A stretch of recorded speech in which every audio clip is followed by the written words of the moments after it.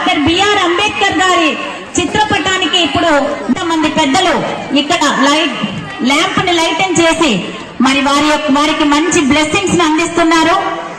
వారందరికీ కూడా మరొక్కసారి కరతాళ ధ్వనులతో వెల్కమ్ చెప్పవలసిందిగా కోరుతున్నాము. ఇప్పుడు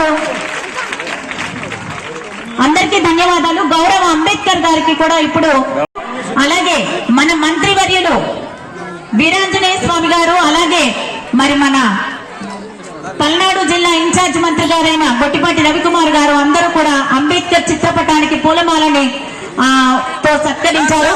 వారందరికీ కూడా హృదయపూర్వక ధన్యవాదాలు.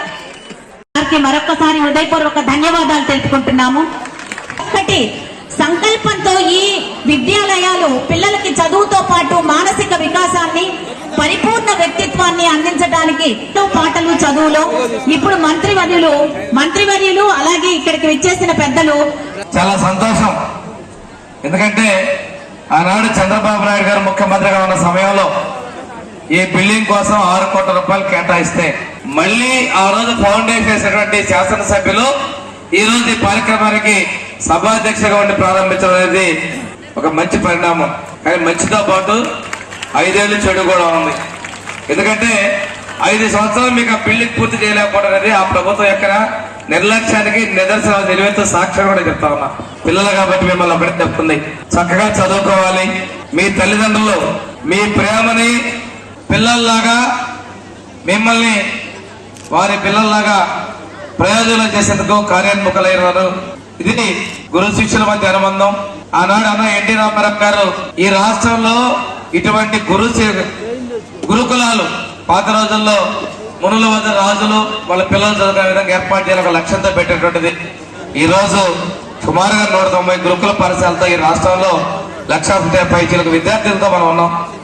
ఇంటర్మీడియట్ స్కూల్స్ ఉన్నాయి, సపరేట్ 2 ఇంటర్మీడియట్ స్కూల్స్ ఉన్నాయి.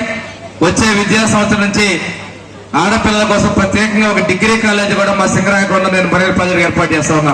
ఎందుకంటే ఇంటర్మీడియట్ అయిన తర్వాత కొంతమంది పిల్లలు పెళ్లిళ్ళకి వెళ్తున్నారు.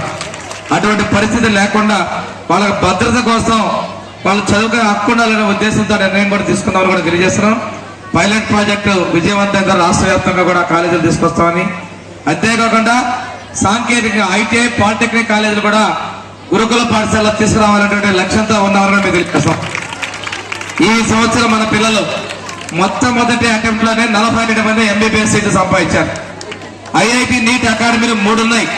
ఈ 3 నుంచి 42 మంది ఎంబీబీఎస్ సీట్లు తొలి అటెంప్ట్ సంపాదించారు. అంతేకాకుండా 60 మందికి ప్రతిష్టాత్మక ఇంజనీరింగ్ కాలేజీల్లో సివిల్ ఐటీ సీట్లు వచ్చాయని కూడా మేము తెలియజేస్తున్నాం. ఐఐటి సీట్లు వచ్చాయని. అందుకని ఉద్దేశంతో మన ముఖ్యమంత్రి గారు ఈ శాఖ సమీక్ష చేసినప్పుడు ఈ సంఖ్య పెంచాలన్నప్పుడు ఇంకొక 7 ఐఐటి నీట్ శిక్షణ కాలేజీల్ని ఈ రాష్ట్రంలో వచ్చే విద్యా సంవత్సరం ప్రారంభించబోతున్నాం. ఇప్పటికే స్టాఫ్ సంబంధించి ఇంటర్వ్యూలు కూడా పూర్తయ్యాయని కూడా తెలియజేస్తున్నాం.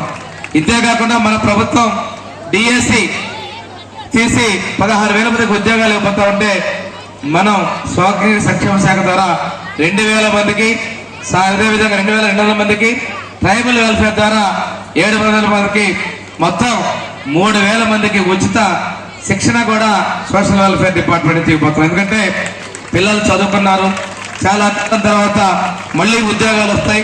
ఇంట్లో ఏదో పనులు ప్రైవేట్ స్కూల్లో పనిచేస్తున్నారు కాబట్టి వాళ్ళకి శిక్షణ ఇవ్వాలనే లక్ష్యంతో నిర్ణయం తీసుకున్నాం. వీటన్నిటికీ ముఖ్యమంత్రి గారి యొక్క ఆశీస్సులతో కార్యక్రమాలు చేపడుతూ తెలియజేస్తున్నాం. తల్లిదండ్రులు అజ్ఞానం అయితే వాళ్ళు బిడ్డలు దక్కే పరిస్థితి కాదు. పాము కాట కొరిగిన బిడ్డలకు కూడా వెంటిలేటర్ మీద నుంచి బయటకు తీసుకురావడం జరిగింది. ఈ విధంగా ప్రత్యేక శ్రద్ధ తీసుకొని 8 మందికి చాలా క్రిటికల్ కేసు ప్రాణాపాయ పరిస్థితి కాపాడటం కూడా మనం చేయడం జరిగింది. అదేవిధంగా భోజనంలో నాణ్యతగా రాజీ పడకూడదని కూడా మేము ముందుకెళ్తా ఉన్నాం. మీ దగ్గర శానిటేషన్, సెక్యూరిటీ బలహీనంగా ఉంది.